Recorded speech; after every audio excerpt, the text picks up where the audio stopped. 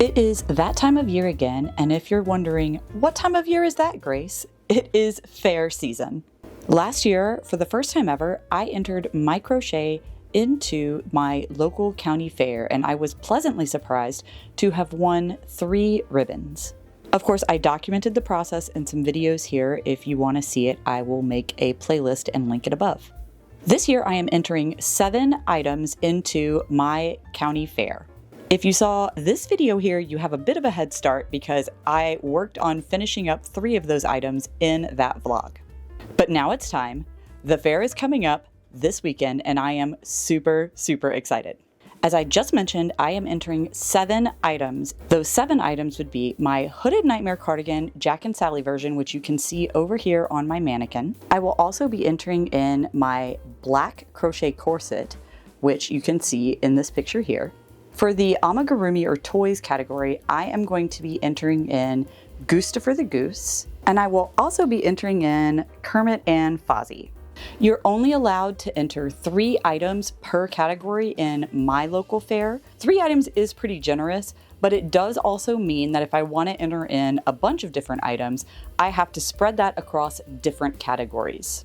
So for the hats and scarves and mittens category, I will be entering in my porch goose hat right here. I also like to make purses or bags. So I made a bag after finishing that last vlog video so that I could have one more item to enter in a different category. This is the bag I will be entering. It is an anatomical heart mosaic crochet bag / purse. The anatomical heart design that I used for this bag panel is made by Sixel Design, who has a bunch of really cool mosaic crochet patterns, including a whole lot of spooky patterns. Now, the pattern is not for a bag. It shows you how to make the anatomical heart design and then has options of things you can do with it, like make a patch or make a pillow. I decided to take this design and make a panel to use to make a bag. I did X's on the side to tie into the little X's that are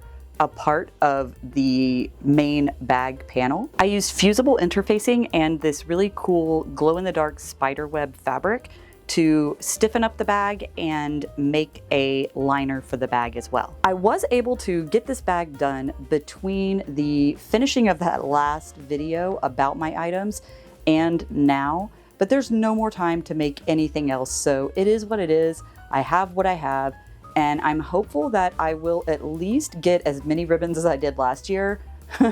Hope. It's just fun in general to get to enter into this competition. I get to go in, see other really cool artworks from lots of different types of artists in my area, and meet other people, see what crochet artists nearby are up to and doing, which is really cool because I don't have a whole lot of friends in town, and I don't have any friends in town that actually crochet. Maybe one day in the future, I'll be able to find some other competitions other than just in the county fair that I can enter in on a local basis. I thought it would be pretty fun to take you guys along this year yet again to vlog the process of entering all of my items into the fair and show you my local county fair and then take you along with me to see the outcome. I'm getting so excited. Wish me luck. Originally, my plan was to take you with me on the intake process, but unfortunately things did not go to plan. This is one of those times where having ADHD really bit me in the butt. I don't know how I managed to get this wrong in my head, but somehow when I looked at all the dates on the computer and it says clearly Wednesday is intake day, I remembered it being Thursday and requested off for Thursday. Luckily, I was able to find a coworker to come in and cover for me for like an hour and a half so that I could go home, grab my items, run to the fair, submit them, and then come back to work. But because of that time crunch, I did not have time to film things like I had planned. So here we are. Today is Friday. The judging should have taken place on Wednesday night. So hopefully when we go in there today, I will be able to see if I've actually won a ribbon for any of the 7 items that I entered. Let's go to the fair and see how I did and look at all those other items. I couldn't have asked for a more beautiful day to visit the fair, especially considering that there are quite a few wildfires nearby and the smoke has been pretty bad lately. They display all of the different fiber arts categories together inside of the Fiber Arts Pavilion. It is such a fun feeling to see things that I made out on display next to really cool things that other people have made as well. The shawls on display were so beautiful and I was really, really impressed by them. I have never actually made a shawl myself, but I do think that they are really, really pretty, and seeing all of these impressive shawls made me want to actually try my hand at making a shawl myself.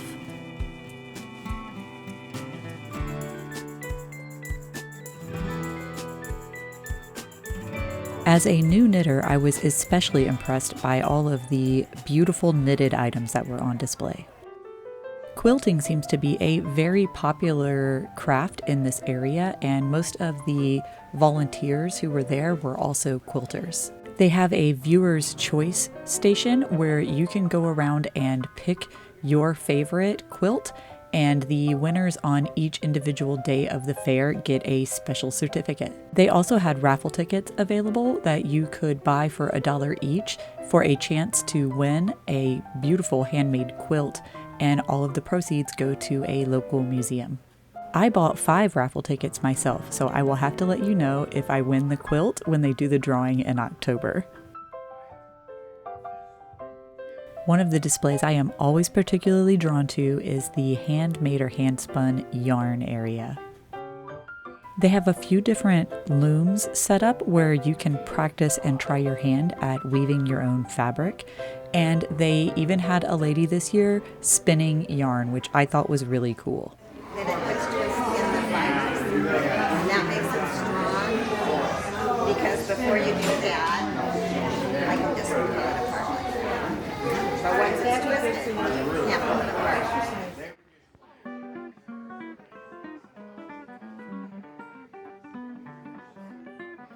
Agriculture is really big in this area, so there was loads of cool, fresh produce on display. My favorite is always the giant pumpkins. They have exhibits with all different types of mediums of artwork, including a lot of really beautiful photography and visual arts. I recently took up practicing watercolor, and I am nowhere near as good as anyone that was on display, but maybe by next year I'll have some pieces I'm proud of that I can enter. In the 4-H pavilion, they had all kinds of different children's artwork on display, and I was really impressed to see that there were quite a few young budding crocheters who had entered in their different crochet pieces.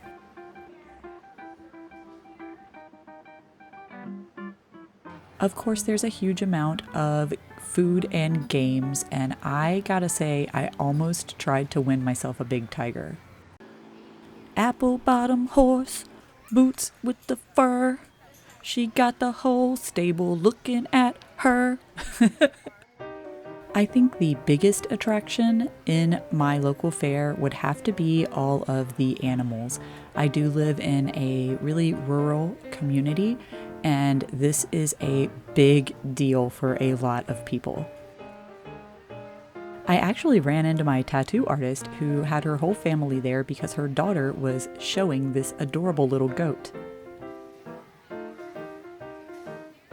The weather has been really hot lately, and these pigs were just so sleepy. Every single pig was just passed out.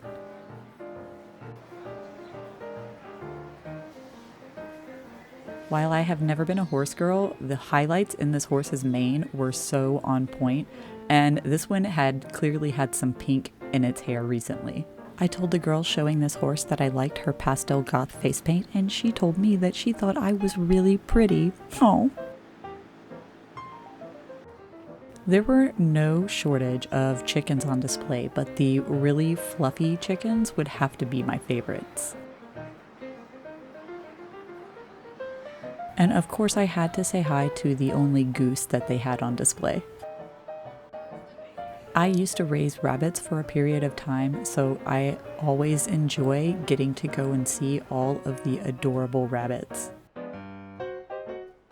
Maybe one of these days I will have enough space to take on raising rabbits again, and I can raise some Angoras and consider making some yarn with all of their fur.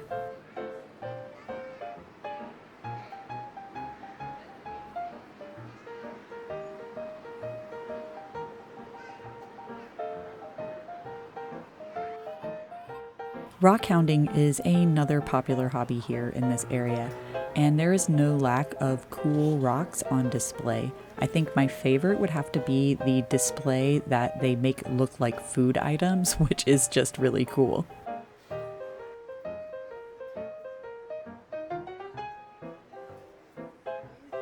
Of course, no visit to my local fair is complete without going to see the pavilion full of model trains.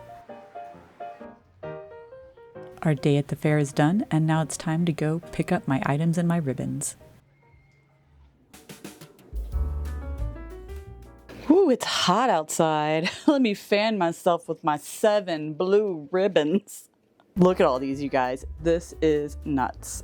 I legitimately never expected that all 7 of my items would get a blue ribbon. One of the really cool parts is that they also give you your scoring form where they put feedback about your project on here, and I think that that is really neat and really helpful. I had 2 items get scored at 100, one of them being Gustafer, and they said, "Beautiful job joining pieces." Thank you. That is one of the aspects of amigurumi that I think can be the most difficult part, is sewing things in a way that looks really seamless and nice, and it's something that I've worked really hard on improving in all of my pieces. The secret is taking your sweet ass time. Go slow. If you don't like the stitch that you just did, pull it out and do it again. That does make sewing even more time consuming than it already is, but I would rather take longer to do it and have it turn out really nice than finish it quickly and stare at the parts that I think don't look good. My second item that scored 100 would be Fozzie Bear. They said, "Super cute Fozzie Bear. Fabulous joining, great colors." My next item down was my porch goose hat, which scored a 98 out of 100. They said the inside of the goose's hat needs a better finish. Thinking they're talking about the little strawberry, because I have a lot of ends inside from the sewing process. There is a loose tail in here that I just kind of like shoved up into the top of the hat. So I mean, fair, I guess. And then they said, "Cute design and a great job joining pieces." And I think the design is super cute. I don't get to take credit for it though. This design is by Stephanie over at Crochetverse, so thanks so much. My next item was the Hooded Nightmare Cardigan Jack and Sally version over here on my mannequin. I got a 98 out of 100 for this one. They said, "Beautiful design, awesome joining. Cuffs are a little tight with no give." I don't think they're tight personally. I have tiny little wrists, but fair enough. A few strings of yarn are untrimmed. I apparently did not notice that there's like 2 ends inside of one of the arms that I fucking missed and did not weave those ends in. Oops. I thought I got all of them. Thanks, ADHD. But they didn't score me down that much for it. I only got docked 2 points in total, so I'll take it. I still got a first place ribbon. Next up is my Anatomical Heart Mosaic Crochet Purse. They said the joining is uneven at the bottom, which I knew. I had a little bit of trouble getting the edges to be joined the way that I wanted, and it turned out bulkier than I anticipated. That was something I knew going into this judging, and I hoped that it wouldn't count me down too much. I didn't anticipate to get a first place ribbon for this purse, honestly, because of that. But they only knocked off 2 points on my workmanship for that. So that was really nice of them. Great job minimizing the stretch on the strap with the ribbon. Good stabilizer, love the lining. So I did secure a ribbon to the underside of the strap, which helps to stop the strap from stretching out. That's a huge problem with crocheted straps in general. With this ribbon on here, I can't pull the crochet and make it stretch like you normally would. So this is my secret. If you haven't watched my Showtime bag tutorial, I attach a ribbon to the underside of all of my crocheted straps just to help them stay in shape. And when the bag is all done and you're wearing it, you can't really see the ribbon anyway, so it hides. I would have liked to have had one that was a more appropriate color for the bag other than black, but it didn't work out that way. My initial plan for this bag was to do all of the trim work in black that I hoped would draw more attention to the pink on the actual mosaic crochet of the bag itself. When you work mosaic crochet, you have a border stitch on each side of the design where you've got the two colors that you used going down the sides of the rows. And there was no way that I could figure out with any of the different yarns I tried and different techniques I tried to cover up the pink and gray entirely with the black yarn and have it look clean. So I decided it would be easier to go with pink and then try to use the pink to cover up the gray stitches. It worked out fine. The trim did turn out bulkier around the bottom of the bag than I had hoped. And as you saw, they docked me 2 points for that, but that's fair. I knew that going in. Next we have Kermit. I got 95 out of 100 points for Kermit. Articulated arms and legs bring Kermit to life. Good attention to detail. It looks like they counted me down 1 point on workmanship and 3 points on the beauty and originality of the design, and 1 point on degree of difficulty. They liked him enough to give him a blue ribbon, so I will take it. Then we have my crocheted corset. I got a 92 out of 100 points for my corset. They said, well executed. Research was conducted to get the right notions boning to make the garment work. Well done. So overall, I couldn't be more pleased. Honestly, I really did not expect each one of my items to get a blue ribbon. You're looking at an award-winning crocheter over here, my friends. I got to talk to some of the volunteers in the Fiber Arts Pavilion, and when they found out what items were mine, they were so sweet. The lady couldn't stop complimenting me, which was really, really overwhelming for me. I am an introvert and pretty socially awkward and anxious. That may sound weird since I'm always posting videos of myself on the internet, but when I make these videos, it's just me alone in my house talking to a camera. There's no one here actually watching, and somehow that makes me be able to like detach that fear and put myself out there a little bit more. But in person, I don't see that many people, and I certainly don't see a lot of people with my crochet in real life and have them pay me lots of compliments. It was definitely really touching and very overwhelming. It was super sweet and really fun getting to like connect with some people in the community here and see everybody's artwork. There were so many beautiful items there. You will have seen some of these items in the montage that I would have had coming up before this in the video. But there was a lot of really cool stuff, and it's just super fun and inspiring to get to like make contact with people in my community. If you have ever thought about getting involved in one of your local fairs, I highly recommend it. I mean, even if you don't win anything, it's very fun. I got to see and meet other people who do the same crafts as me, and that was really, really cool. I cannot wait until next year.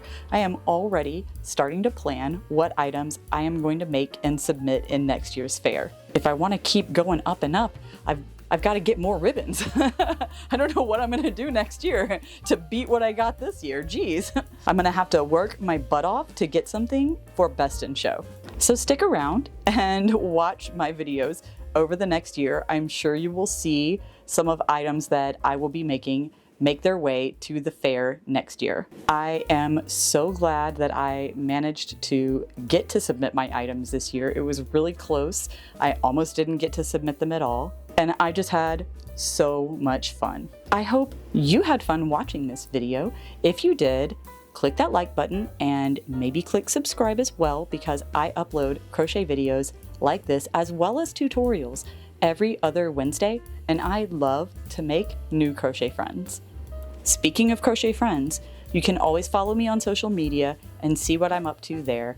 I am Graceface Creates on all platforms. Now, if you need me, I will be spending some quality time with my cotton candy.